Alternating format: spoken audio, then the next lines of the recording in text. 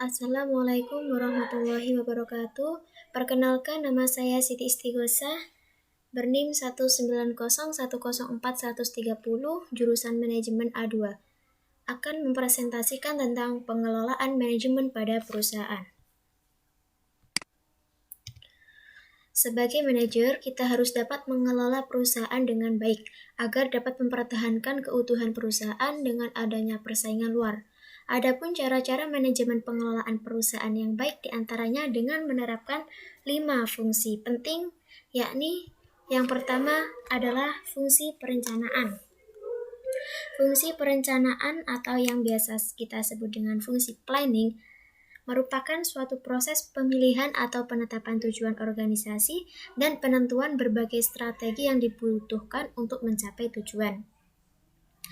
Dalam perencanaan ini merupakan langkah awal kita atau langkah pertama kita untuk menuju terhadap tujuan. Jadi, dengan adanya perencanaan kita harapkan merencanakan suatu hal dengan matang-matang. Adapun tahap-tahap perencanaan agar kita dapat mencapai tujuan dengan baik. Yang pertama adalah menetapkan serangkaian tujuan.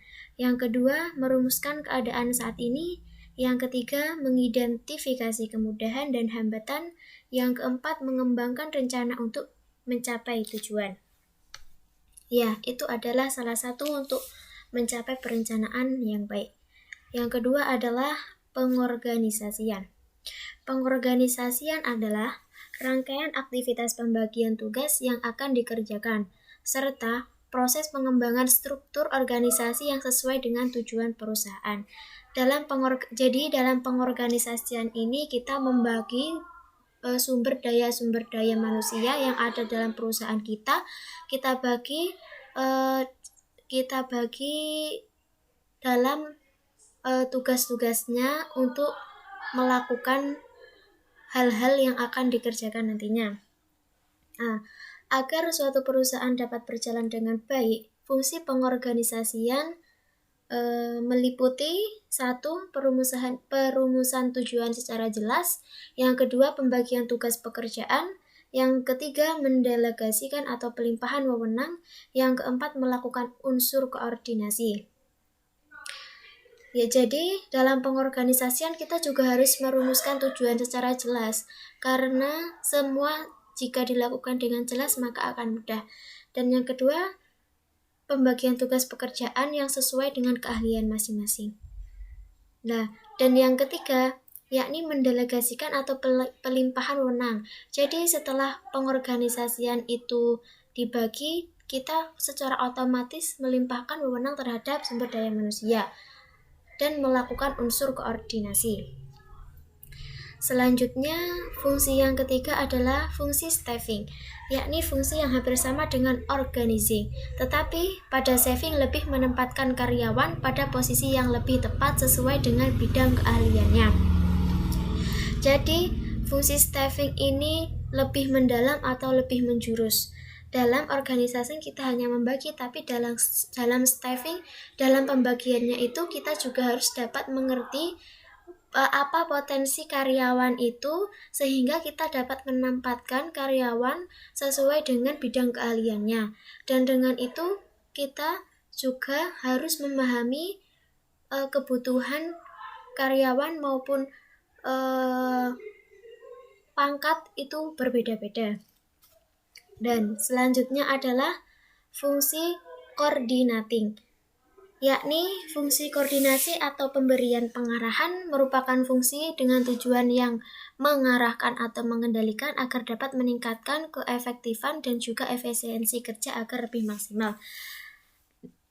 Fungsi ini merupakan kita sebagai manajer sangat diajukan sebagai panutan, karena koordinasi dilakukan oleh manajer dan kita memberikan pengarahan kepada sumber daya manusia agar dapat meningkatkan keefektifan, karena setiap karyawan itu juga membutuhkan pengarahan, dan karyawan itu terkadang juga ada yang belum memiliki pengalaman. Maka dari itu fungsi koordinasi sangat dibutuhkan oleh para karyawan, apalagi karyawan yang masih baru. Meskipun yang tidak baru tetap membutuhkan koordinasi, karena kita sebagai manajer memang harus memberikan koordinasi, karena kita memikirkan ketepatan sebagai pemberi keputusan, jadi kita yang menjadi panutan agar keefisiensian kerja juga lebih maksimal sesuai apa yang kita inginkan. Yang selanjutnya adalah fungsi controlling. Fungsi controlling atau fungsi pengawasan ini juga merupakan tahap yang menunjukkan jati diri kita sebagai manajer. Fungsi controlling merupakan fungsi yang bertujuan untuk menganalisis pekerjaan yang telah dilakukan oleh semua sumber daya manusia yang ada di suatu perusahaan. Jadi, kita mengontrol tugas-tugas yang dilakukan oleh para karyawan atau sumber daya manusia, apakah tugas itu sudah dilakukan dengan baik atau belum. Dengan ini, apabila sumber daya manusia atau karyawan ini melakukan tugas yang kurang baik, maka kita dapat memberikan pengarahan. Mengontrol ini, fungsi pengawasan sangat penting dilakukan, sebab fungsi ini adalah untuk menentukan kualitas layanan atau produk yang dihasilkan perusahaan berjalan dengan baik atau tidak. Jadi kita memang sebagai manajer benar-benar mengontrol apakah sudah baik atau belum pekerjaan-pekerjaan yang dilakukan para karyawan, karena nanti imbasnya akan kepada kita sendiri dan konsumen akan memberikan komplainan apabila tidak sesuai dengan keinginan konsumen. Dengan menerapkan 5 fungsi di atas, kita dapat mengelola perusahaan dengan baik dan juga tentunya harus lebih memahaminya dan mengetahui detail tentang perusahaan agar dapat saling menyesuaikan. Thank you. Wassalamualaikum warahmatullahi wabarakatuh. Apabila ada salah, saya mohon maaf yang sebesar-besarnya.